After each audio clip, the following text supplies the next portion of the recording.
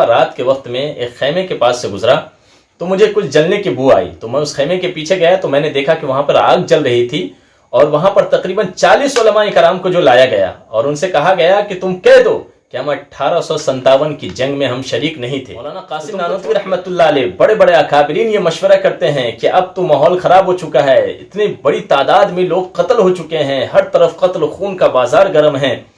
تو اب ایک بڑا مسئلہ پیدا ہو گیا، جو مسلمانوں کے جو بچے تھے یہ بیچارے یتیم ہو گئے، ان کے لیے لکھنے پڑھنے کے مسائل پیدا ہو گئے، کھانے پینے کے مسائل پیدا ہو گئے، تو یہ انگریز بستیوں میں علاقوں میں گھوم گھوم کر جو ہے مسلمانوں کے وہ کہتے تھے کہ اپنے بچے ہم کو دو، ہم ہی لکھائیں گے، ہم ہی پڑھائیں گے، ہم لکھائیں گے، ہم پڑھائیں گے، ہم کھلائیں گے۔ یہ انہوں نے جو ہے ایک مہم چلائی اور مسلمانوں کے بچوں کو لے جا کر اپنے اسکولوں کے اندر میں جو پڑھانا شروع کیا، لیکن ان کا مقصد یہ نہیں تھا کہ ہم کھلائیں گے، ہم پڑھائیں گے، ہم لکھائیں گے، یہ مقصد نہیں تھا۔ ان کا یہ کہنا تھا کہ لکھائیں گے ہم، پڑھائیں گے ہم، کھلائیں گے ہم۔ ان کا جسم تو بظاہر ہندوستانی ہوگا، لیکن ان کا دل جو ہے یہ انگریزوں والا ہوگا۔ ان کے دل کے اندر میں ہم اس ملک کی جو ہے غداری جو ڈالیں گے، اس ملک سے جو نفرت جو ان کے دل کے اندر میں جو ہم پیدا کریں گے۔ تو اس کو جو ہے علماء کرام نے ان کے اس خطرے کو بھی محسوس کیا، اور مولانا قاسم نانوتوی رحمۃ اللہ علیہ اسی طرح سے بڑے بڑے اکابرین نے اس وقت کی جو مشورہ کیا کہ کیا کرنا چاہیے، سچویشن تو بہت خراب ہو رہی ہے، آگے ان کے جو ایمان کا بھی جو خطرہ ہے، ان کو پڑھا رہے لکھا رہے، ان کا ایمان بھی جو خطرے میں پڑ جائے گا، تو کیا کرنا چاہیے۔ تو انہوں نے اسی طرز کے اوپر میں جو مدرسے کی جو شروعات کی، اور دارالعلوم دیوبند کے اندر میں 1866 کے اندر میں دارالعلوم دیوبند کی جو بنیاد رکھی،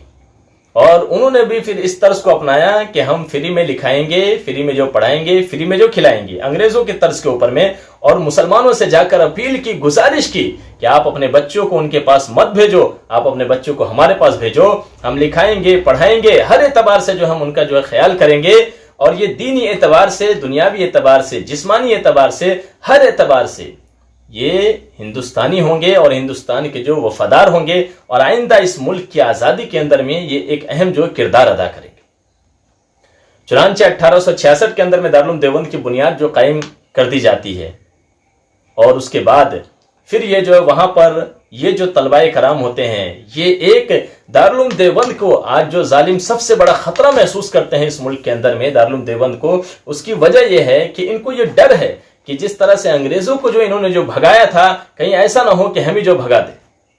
تو اس لیے دارالعلوم دیوبند کے پیچھے جو لگے رہتے ہیں، آئے دن جو ان کے اوپر میں کچھ نہ کچھ جو ظلم و ستم کرنے کا جو سوچتے رہتے ہیں، وہاں کے طلبہ کو ڈرایا جاتا ہے، وہاں کے اساتذہ کو ڈرایا جاتا ہے، مدرسوں کو خاص طور سے ٹارگٹ کیا جاتا ہے کہ یہی وہ لوگ ہیں چٹائی پر بیٹھنے والے، اپنے گھروں میں رہنے والے، چھوٹے چھوٹے مدرسوں کے اندر پڑھنے والے، کہ جنہوں نے جو اس ملک کے اندر میں انگریزوں کا جو جینا حرام کر دیا تھا۔ تو اس لیے ان کو جو ہے علماء کرام سے اور مسلمانوں سے جو ان کو ہر وقت جو ڈر لگا رہتا ہے۔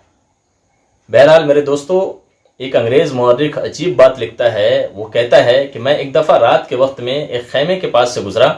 تو مجھے کچھ جلنے کی بو آئی، تو میں اس خیمے کے پیچھے گیا تو میں نے دیکھا کہ وہاں پر آگ جل رہی تھی، اور وہاں پر تقریباً 40 علماء کرام کو جو لایا گیا اور ان سے کہا گیا کہ تم کہہ دو کہ ہم 1857 کی جنگ میں ہم شریک نہیں تھے تو تم کو چھوڑ دیا جائے گا۔ انہوں نے کہا کہ ہم شریک تھے اور آئندہ بھی جو ہم شریک رہیں گے، جب تک تم ہمارے ملک کو چھوڑ کر نہیں جاتے، ہمارے ملک کو آزاد نہیں کرتے،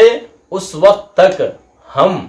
آپ کے خلاف، تم لوگوں کے خلاف جو ہم لڑتے رہیں گے، ہم آخری سانس تک تمہارے خلاف جو لڑتے رہیں گے۔ چنانچہ ان 40 علماء کرام کو بے لباس کیا جاتا ہے اور ان آگ کے اندر میں جو جلا دیا جاتا ہے۔